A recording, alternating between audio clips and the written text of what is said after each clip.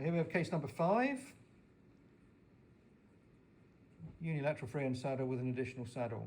So, as ever, block out the missing teeth. Remember, the saddle's going to go back as far as the retromolar pad. Even if you're not going to put 8s on it, you still hash out what's missing. So we've got no molars and we've got lower first premolar. On this side, we've lost the 6. We're going to call that a 7 for argument's sake, and we'll say the 8's missing. Now, we're not going to replace that 8, but it doesn't matter.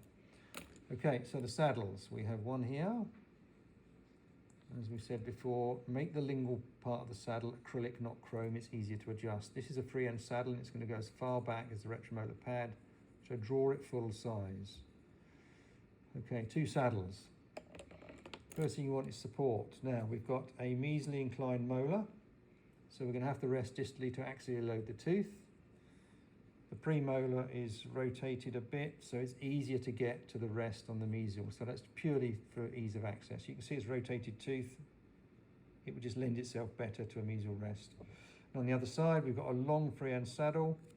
So we're going to rest away because there's probably more bone, and because of the length, we're also going to put an additional rest on the 3, which will probably require composite build-up. So you've now supported as best you can. We're now going to clasp it. So to retain this tooth, there's denture, lower right freehand saddle. That undercut's too low. So we're going to place a gingerly approaching clasp, but we're going to have to raise the undercut up. So we are going to ask for composite to be added to create an undercut. Okay, and the tooth on the other side looks fine. So as soon as you clasp a tooth, you have to reciprocate. So we're going to bring denture base around there. Short clinical crown height, that might end up being lingual plate. We'll decide that in a minute. On the other side, we really need to retain, now we've got best undercut usually on lower molars is mesiolingual.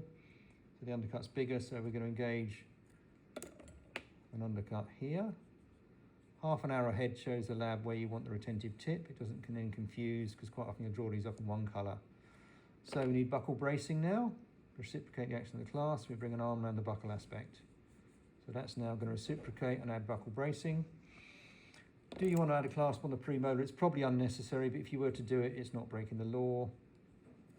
Gingerly approaching clasp, it's a single rooted tooth. You won't get a long enough arm to be flexible. 13 millimeters in theory is the arm length, so if it's going to be single arms, this is gingerly approaching, which will be longer. Reciprocate. That's done. Now you've just got to join it up. Now you need to join that to rest together. We suspect, because of the short clinical crown height here, this is going to have to be plate that far. So we're now going to, and the same on this side, short clinical crown. So unfortunately, we're going to do plate again. So a major connector can be a lingual bar otherwise, to keep it gingerly free. So this is all metal. So lingual plate, major connector. Now your concern now is your indirect retention. You've now got a fulcrum axis, because this tooth clasp is optional. We've got a fulcrum axis through here. So if we draw a bisecting line, your indirect retention anti-rotation needs to be at 90 degrees roughly to the bisecting line. So here you've got an area of indirect retention, so maybe you would just put an additional rest on this premolar tooth, because you've already got a lingual plate there, and that's probably close enough to there to give it indirect retention at the same time. So that is case number 5, unilateral freehand saddle with an additional saddle.